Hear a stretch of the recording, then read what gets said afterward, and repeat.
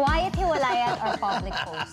Ako, totoo lang, medyo may ugali ako na when it's done, it's done. No, for me, a basic rule should be, kung ma-social media ka at ginawa mong public yung relasyon mo, asawa mo man o girlfriend o boyfriend, kung naghiwalay kayo, may obligasyon ka, na sabihin din sa public yun.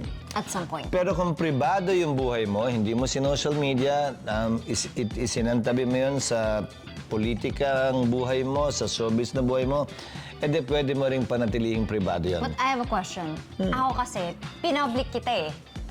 So, iba talaga yung natin, panino kasi pinoblik kita, so I owe it to set the record straight at the time. Kaya, kumuha pa ako ng lawyer. I gave you a choice. I said, you go, I won't. Right?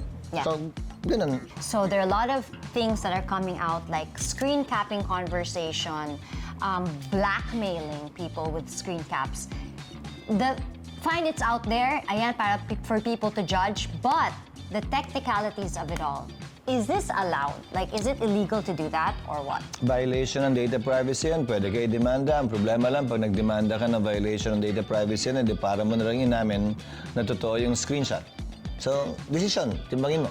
I love this topic because it touches something very sensitive sa akin.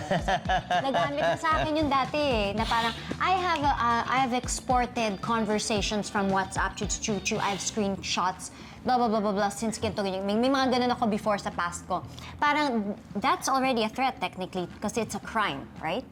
Yes, grave threats is defined as threatening to commit a crime against you. Parang kunwari ikaw yung mali, or what? Tapos nga, ginamit sa'yo yung screenshots, pero ikaw naman yung mali.